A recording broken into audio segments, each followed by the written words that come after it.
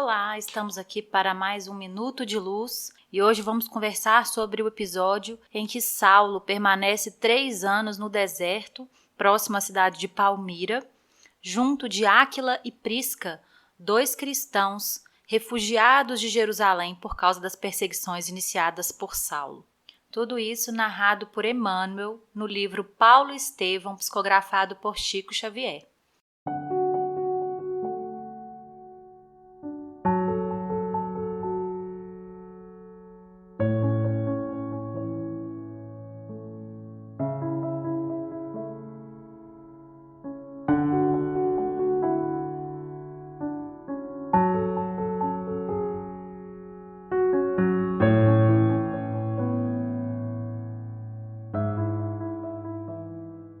Para contextualizar um pouco, Saulo havia decidido ir para o deserto sob os conselhos de Gamaliel, que havia sido seu professor no judaísmo desde novinho, desde jovem. E o Gamaliel, quando Saulo começou as perseguições aos cristãos, conheceu a Igreja do Caminho, a Casa do Caminho, conheceu os manuscritos de Levi, que eram registros das atividades de Jesus, e se tornou cristão, se afastando então da vida de Jerusalém, da vida do judaísmo em Jerusalém e indo para a casa de um irmão em Palmira, próximo ao deserto. Quando Saulo então converte-se ao cristianismo, busca em Gamaliel um referencial do que fazer para começar a sua nova vida. E Gamaliel o aconselha a ir em busca do deserto, esquecer a vida de rabino, o conforto e recomeçar a vida como tecelão, utilizando as suas próprias energias. Então Saulo é mandado para um oásis para trabalhar junto de 2 cristãos, Áquila e Prisca. Quando eles começam sua primeira conversa, logo Saulo descobre que Áquila havia sido vítima das suas perseguições cruéis em Jerusalém. O pai de Áquila havia falecido em circunstâncias muito tristes devido a ferimentos de torturas vividas no cárcere. Uma prisão injusta, pois o pai de Áquila nem cristão era. Aqueles que Saulo designava para a tarefa de perseguir os cristãos muitas vezes abusavam da sua posição.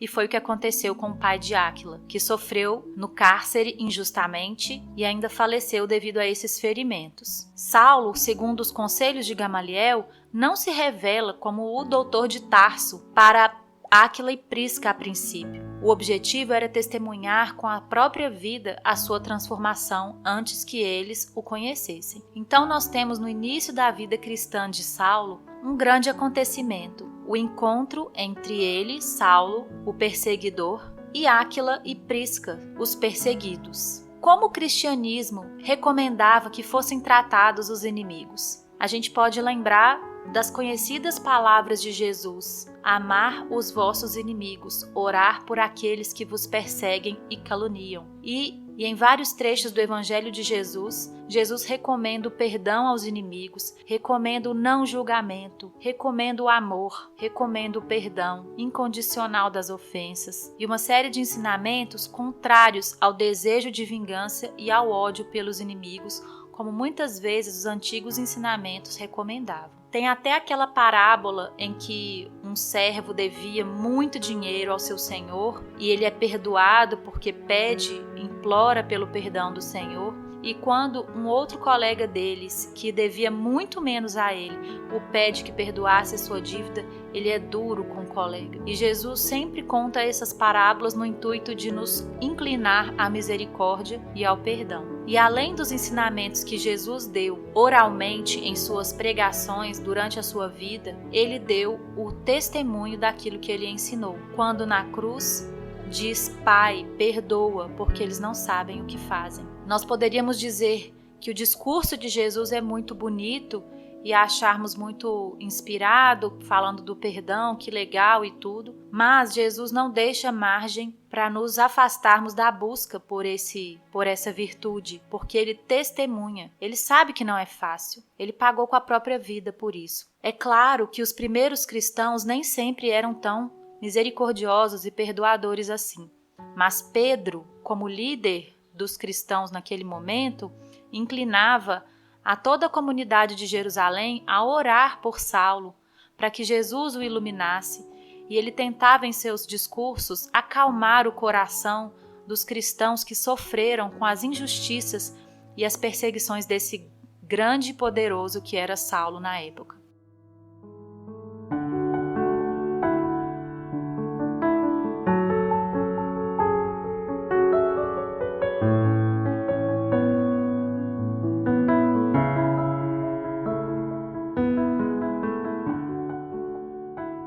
Além do testemunho de Jesus de que amar os inimigos era algo sim para ser vivido e não somente um discurso bonito a ser pregado, nós podemos refletir junto com Allan Kardec no Evangelho segundo o Espiritismo sobre o que é então amar os inimigos. Porque é claro que não vamos sentir o mesmo transporte de alegria e carinho que sentimos quando vemos uma pessoa querida pelo inimigo. Não é isso que Jesus quis dizer com amar os inimigos. O próprio Allan Kardec diz assim: equivoca-se geralmente sobre o sentido da palavra amor nessa circunstância. Jesus não quis dizer, por essas palavras, que se deve ter pelo inimigo a ternura que se tem para com um irmão ou amigo. A ternura supõe a confiança. Ora, não se pode ter confiança naquele que sabemos nos querer mal. Não se pode ter com ele os transportes de amizade, porque se sabe que é capaz de abusar disso. Entre pessoas que desconfiam uma das outras, não poderá haver os laços de simpatia que existem entre aquelas que estão em comunhão de pensamentos. Não se pode, enfim, ter o mesmo prazer ao se encontrar com um inimigo do que com um amigo. E ele continua dizendo então o que é amar os inimigos. Amar os inimigos não é, pois, ter para com eles uma afeição que não está na natureza, porque o contato de um inimigo faz bater o coração de maneira bem diferente do de um amigo. É não ter contra eles nem ódio, nem rancor, nem desejo de vingança. É perdoar-lhes sem segunda intenção e incondicionalmente o mal que nos fazem. É não opor nenhum obstáculo à reconciliação. É desejar-lhes o bem em lugar de desejar-lhes o mal. É regozijar-se em lugar de se afligir pelo bem que os alcança. É lhes estender mão segura em caso de necessidade. É abster-se em palavras e em ações de tudo o que possa prejudicá-los. Enfim, é lhes retribuir em tudo o mal com o bem, sem intenção de os humilhar. Quem quer que faça isso, cumpre as condições do mandamento: amai os vossos inimigos. Tudo bem que amar os inimigos não é ter transportes de carinho e afeto por aqueles que nos feriram. Por outro lado, também não é simples, não é fácil desejar o bem para aqueles que nos magoaram.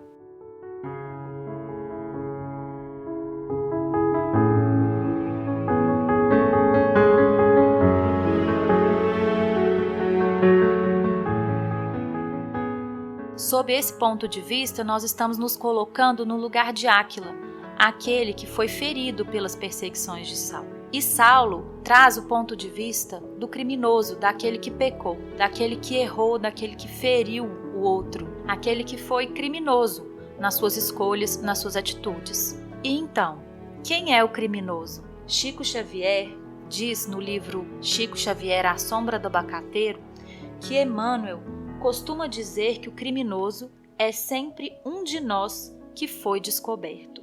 Isso é muito sério, porque normalmente quando se fala do criminoso, a gente quase nunca toma para nós mesmos essa posição. A gente não se enxerga na posição daquele que fere.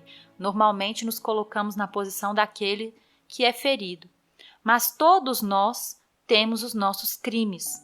Jesus diz assim: aos antigos era dito não matarás. Hoje, porém, vos digo que aquele que se encolerizar contra o seu irmão é réu de juízo. Jesus modifica o conceito de crime que era tido em sua época. Então, se até a época de Jesus, criminoso era aquele que matava, que roubava, para Jesus, aquele que se encoleriza também, de uma certa forma, está matando, está cometendo um crime. Perante Jesus, o crime tem a dimensão da consciência daquele que pratica alguma atitude. Para alguém que não tem consciência, se encolerizar talvez não seja um crime, mas para quem tem consciência de que o bem é o melhor, de que o amor é o melhor e conhece a lei divina, se resolver se encolerizar, isso pode pesar muito mais na própria consciência. Estou dizendo essas coisas para falar que todos nós somos criminosos em algum nível, tanto no presente, e se pensarmos em reencarnação, nem se fala. Então, nós somos como aquele servo a quem o pai desculpou uma dívida gigantesca e que muitas vezes nos arvoramos em vítimas e cobradores de dívidas pequeninas que os outros cometem contra nós. O ensinamento é profundo, o ensinamento de Jesus em relação ao perdão e em relação à autocrítica que devemos fazer sobre os nossos próprios defeitos não é algo trivial e nem compreensível apenas no nível das palavras. É um trabalho de sentimento contínuo que nós precisamos fazer para vivermos um pouco mais sob as energias da misericórdia e do perdão e menos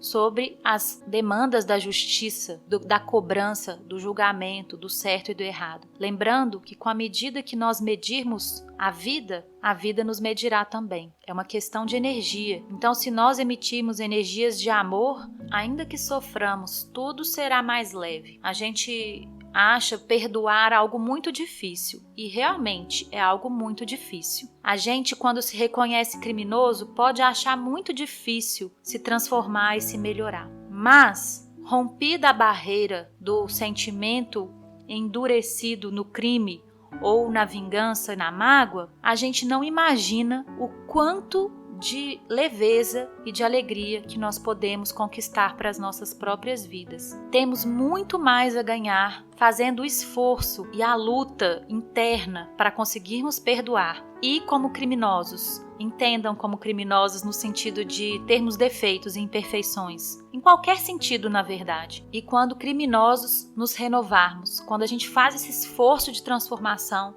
somos recompensados com inúmeras alegrias. A gente vai ler, então, o trecho em que Saulo, após um ano de convivência fraterna e de amizade real com Áquila e Prisca, resolve contar para eles quem ele era, Saulo, o perseguidor de cristãos.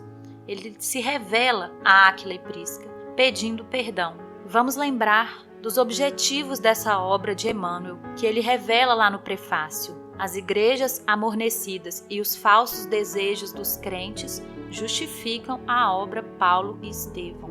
Então essa obra vem nos convidar a atitudes de mudança interna muito significativas, muito fortes, muito profundas. Enquanto estivermos ouvindo a leitura do trecho do encontro entre Saulo e Áquila e Prisca com esse pedido de perdão, vamos lembrar que isso não é só uma história para estar nas nossas estantes ou uma história bonita que tem aquele efeito cinematográfico nas nossas mentes, mas sim um exemplo que nós devemos e precisamos começar a trabalhar para seguir. Pelo menos admitir como referencial de valor para a nossa vida já é um começo. E vamos caminhando pouco a pouco na conquista desse perdão para nós mesmos quando nos reconhecermos criminosos em algum nível e para os outros que nos ofendem. A leitura é um pouco longa, mas vocês já estão acostumados e sabem que vale a pena. Não só a leitura desse trecho, mas a leitura do livro inteiro. Vamos lá.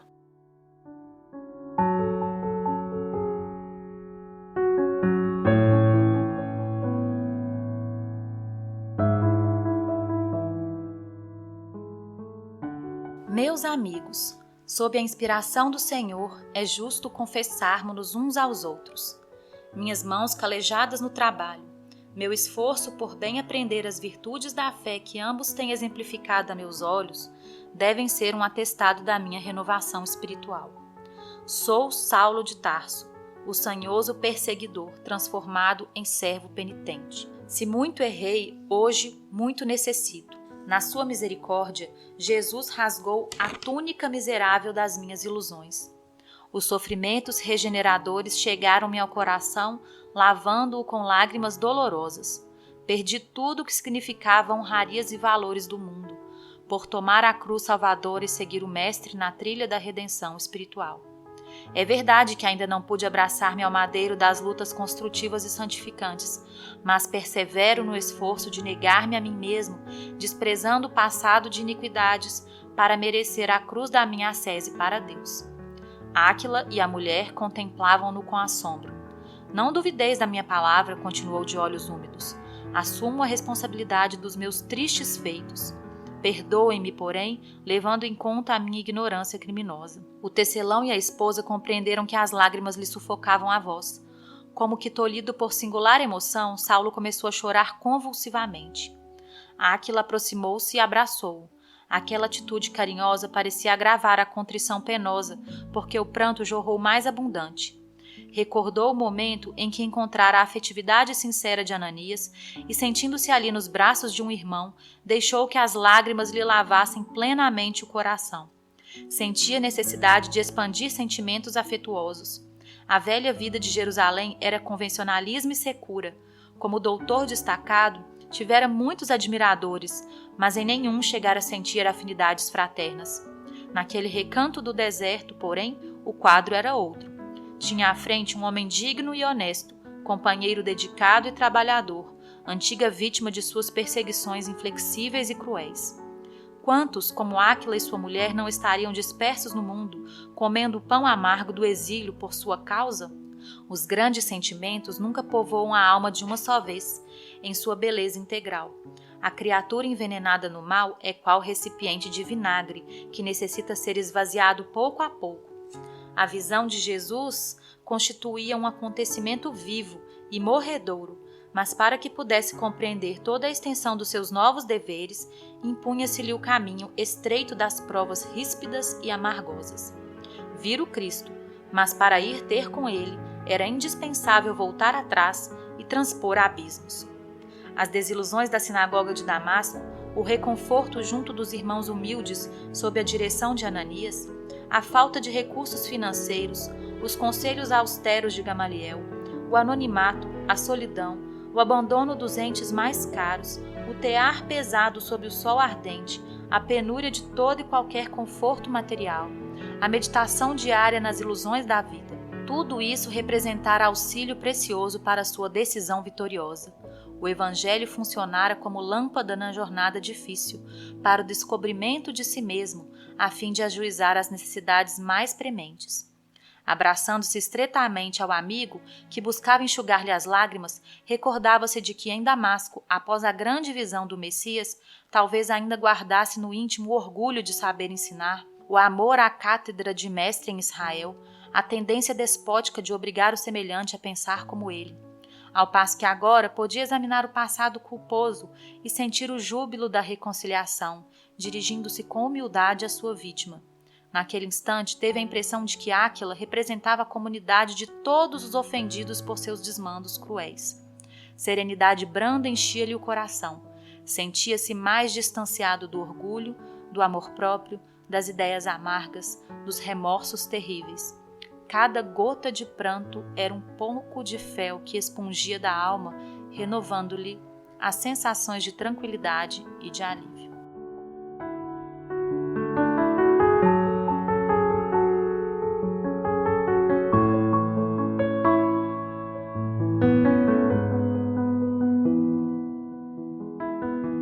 Então, se você que está ouvindo, não importa o quão ruim pessoa você é, não importa o quanto você tem errado, todos nós somos filhos de Deus, amados pelo Pai, e temos a oportunidade e a chance de, como Saulo, reconsiderar o próprio caminho, pedir perdão àqueles a quem ofendemos e recomeçar. Cada lágrima de arrependimento e da humilhação de ter que pedir desculpa e do caminho de reconstrução que nem sempre vai ser fácil, tudo isso vai trazer uma serenidade maior para o nosso coração. Como disse aqui, serenidade branda enchia-lhe o coração. Sentia-se mais distanciado do orgulho, do amor próprio, das ideias amargas, dos remorsos terríveis. Cada gota de pranto era um pouco de fel que expungia da alma, renovando-lhe as sensações de tranquilidade e de alívio. É difícil admitir que erramos, é difícil admitir que ferimos o outro, mas quando isso acontecer, que a gente aproveite para ser humilde, para pedir perdão e para nos afastar dos sentimentos do orgulho, do egoísmo que nos levaram ao erro, porque isso vai nos trazer paz. Por mais doído que seja, por mais que choremos, isso vai nos trazer paz, como trouxe a Saulo após tantos crimes cometidos em nome da lei de Moisés. E Áquila foi aqui o exemplo do cristão que acolheu o criminoso, que perdoou o criminoso, aquele que viu a boa vontade e o arrependimento de Saulo e o abraçou, enxugou suas lágrimas. E aqui mais para frente vai contar que ele faz inúmeros planos porque para Áquila e Prisca, a conversão de Saulo e a visão que ele teve de Jesus no caminho de Damasco era uma vitória para o Evangelho. E eles tinham então o desejo de espalhar essa vitória do Cristo por todo o mundo antigo. Áquila diz assim: Irmão Saulo, disse o tecelão sem ocultar seu júbilo, regozijemo-nos no Senhor, porque como irmãos estávamos separados e agora nos encontramos juntos novamente. Não falemos do passado, comentemos o poder de Jesus que nos transforma por seu amor. Perdoar quem nos ofende, como nós já dissemos, não é fácil, não é simples. No livro Diálogo com as Sombras, um livro que conta muito sobre o contexto das reuniões mediúnicas, existe a narrativa de casos de espíritos muito endurecidos na vingança que não querem perdoar as ofensas que sofreram. Qual é um dos tratamentos que os bons espíritos fazem nesses irmãos para despertá-los para o perdão? Rememorá-los de que eles também cometeram crimes, às vezes muito maiores do que aqueles que eles sofreram. E isso os faz, então, amolecer o coração, reconhecer que também erram, saem do orgulho, da pretensa infalibilidade para reconsiderar então e perdoarem aquele que os ofenderam. Esse é o convite de hoje do nosso Minuto de Luz, desse trechinho de Saulo no deserto, começando sua caminhada de cristão, se reconciliando com aqueles a quem feriu e sendo acolhido pela comunidade dos cristãos representados por Áquila e Prisca. Que esse Minuto de Luz tenha de fato iluminado seu coração, te ajudado a compreender um pouco mais sobre o perdão e sobre o arrependimento que podemos ter e a renovação que podemos empreender após o reconhecimento dos nossos defeitos, das nossas dificuldades, e que isso é muito bom para nós, é libertador nos reconhecermos imperfeitos, em processo de transformação, acolhidos por Deus incondicionalmente, com humildade para passar pelo que precisamos, sem revolta e também perdoando aqueles que erram como nós. Caso você tenha algum comentário ou dúvida ou sugestão sobre o episódio de hoje, envie um e-mail para contato minutodeluz@gmail.com. Fiquem com Deus, um grande abraço e até a próxima!